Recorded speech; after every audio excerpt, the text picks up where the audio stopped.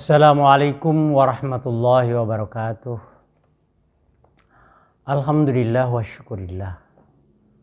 Asyhadu an la ilaha illallah wa asyhadu anna Muhammadar Rasulullah. Allahumma salli ala Muhammadin wa ala alihi wa ashabihi ajma'in. Qala Allah Ta'ala ittaqullah haqqa tuqatih wa la tamutunna illa wa antum muslimun. Shadaqallahul azim.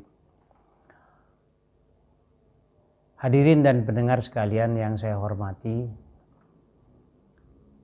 alhamdulillah, puji dan syukur selalu kita panjatkan kehadirat Allah Subhanahu wa taala atas segenap limpahan taufik dan hidayahnya kepada kita sekalian, sehingga pada saat yang penuh dengan kebahagiaan hari ini kita dapat berjumpa kembali. Hadirin dan pendengar, tidak ada manusia yang tidak memerlukan pertolongan, dan tidak semua permohonan pertolongan dapat dipenuhi oleh sesama manusia karena keterbatasannya, karena kesombongannya, karena kekikirannya. Mungkin keterbatasan ilmu yang kita minta dia tidak punya. Atau mungkin karena kesombongannya, lalu dia kikir, tidak mau memberikan sedikit dari nikmat yang telah Allah berikan kepadanya. Cobalah kita berdoa, misalnya meminta, bermohon kepada manusia tentang sesuatu. Wahai fulan, berilah aku harta yang banyak. Wahai fulan, jadikanlah aku ini orang yang pandai. Belum tentu dia bisa memberikannya atau tidak memberikannya sama sekali karena kesombongan dan kekikirannya. Berbeda kalau kita meminta dan berdoa kepada Tuhan Allah Subhanahu wa ta'ala. Sebab Allah akan malu kalau kita berdoa tetapi tidak dikabulkan. Mengapa? Karena Allah itu maha pengasih lagi maha penyayang. Jadi bukan hanya sekedar pengasih dan penyayang, maha pengasih, maha penyayang.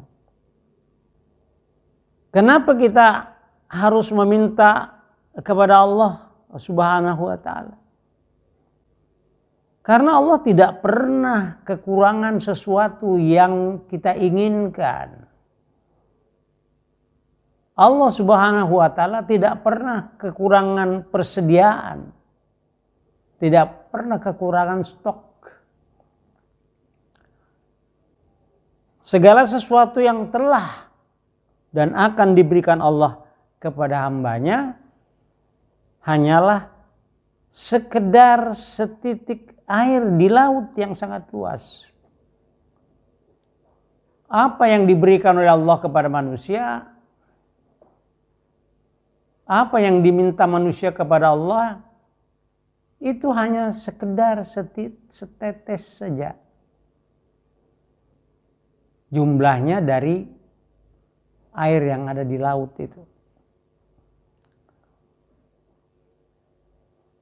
Berdoa kepada Allah merupakan ibadah.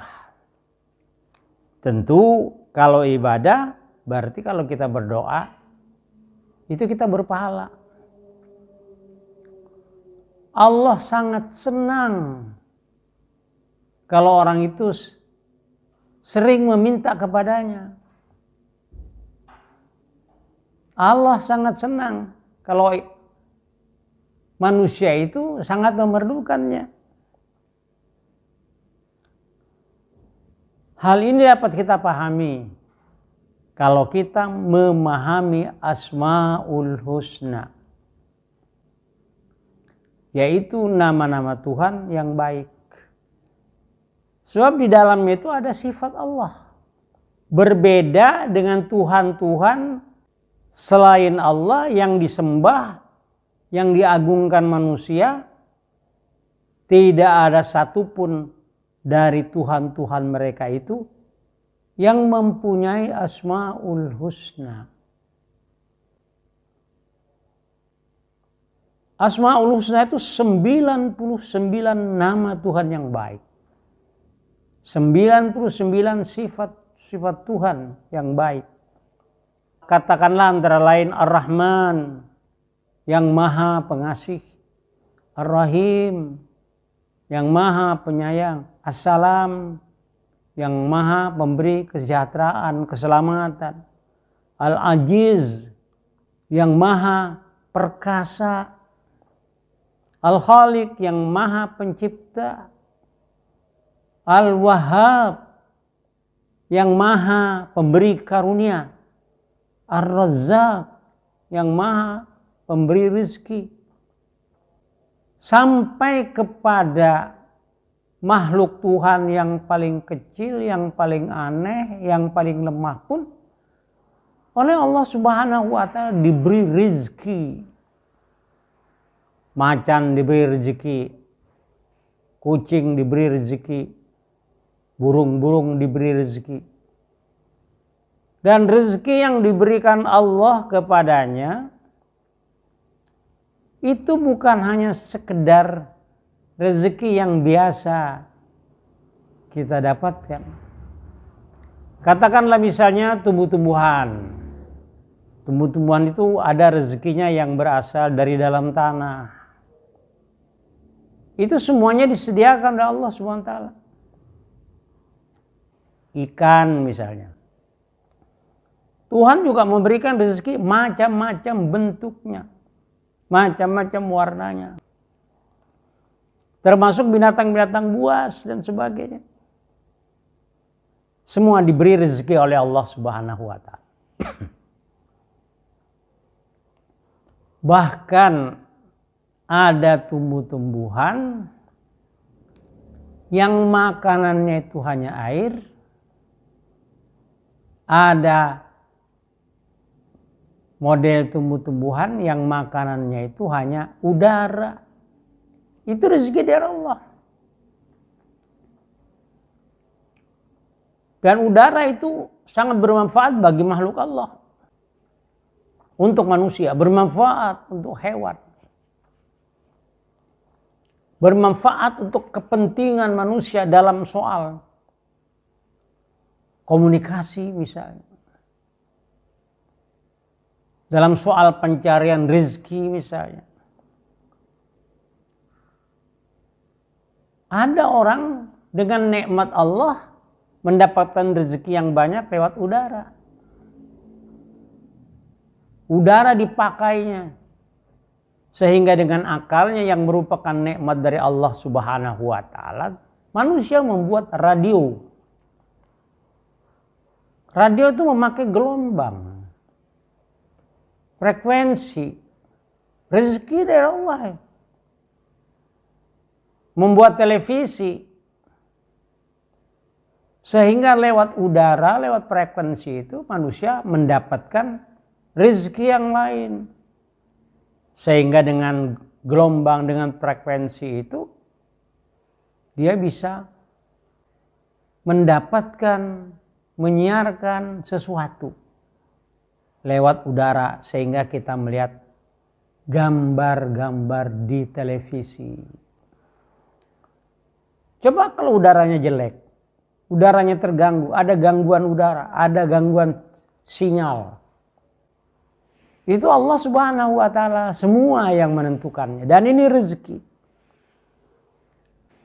Kemudian Al-Fattah yang Maha pembuka rahmat, Ar-Rafi' yang maha meninggikan, Al-Adil yang maha adil, Al-Khabir yang maha mengenal,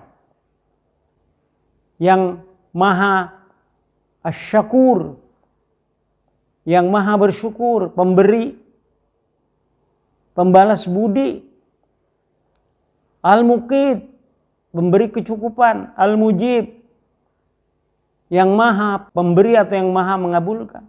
Al-Wasi', yang maha luas, rahmatnya luas, keadilannya luas, kesempurnaannya luas.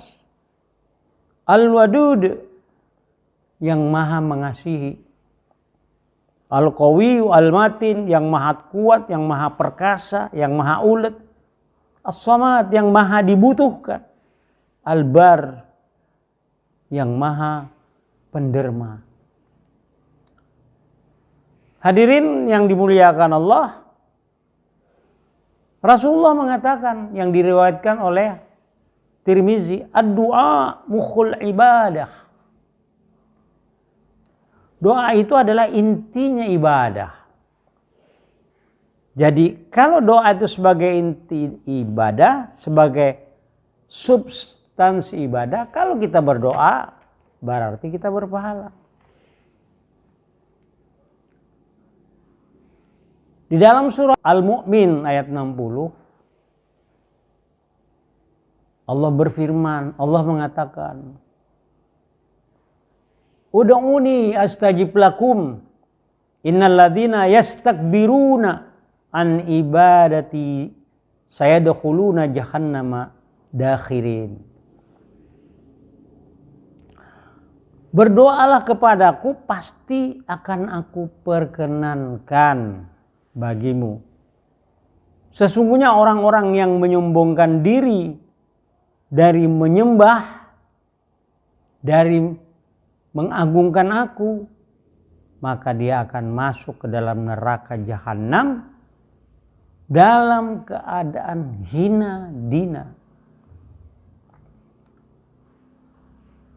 Jangankan di sana, di dunia saja, begitu orang sudah melanggar aturan yang benar, dia itu akan merasakan balasannya dan juga dalam keadaan terhina, dihina. Kemudian Rasulullah SAW kembali bersabda, doa adalah sesuatu yang paling mulia di sisi Allah. Laisa sayun akrama 'ala Allah Ta'ala minad du'a. Doa adalah sarana menjauhi murka Allah. Siapa-siapa yang tidak mau meminta kepada Allah, maka Allah akan murka kepadanya. Innahu man lam yas'alillah yaghdab alaihi. Hadirin pendengar sekalian yang saya hormati, berdoa itu boleh dengan bahasa masing-masing kita, kecuali dalam sholat. Allah akan mengerti semua apa yang kita minta lewat bahasa kita, karena semua bahasa itu adalah ciptaan Allah Subhanahu wa Ta'ala. Kita hanya mengembangkan. Semakin banyak kita berdoa, semakin banyak pintu rahmat terbuka kita. Ada yang berkata, jangan terlalu banyak berdoa, jangan terlalu banyak meminta. Nanti Allah bingung. Aneh kan? Dianggap Allah ini tidak punya apa-apa. Dan untuk diketahui, doa merupakan sarana untuk memperlihatkan karunia Allah. Doa sebagai sarana untuk merealisasi semua keperluan kita. Oleh sebab itulah, janganlah kita segan-segan untuk selalu berdoa kepada Allah. Minta apa saja kepada Allah Subhanahu wa Ta'ala. Insya Allah dengan keadilan, dengan pengetahuan Tuhan, dengan pengetahuan Allah, Allah akan mengabulkan sesuai dengan izinnya. Sekian, terima kasih. Kurang lebihnya saya mohon dimaafkan. Assalamualaikum warahmatullahi wabarakatuh.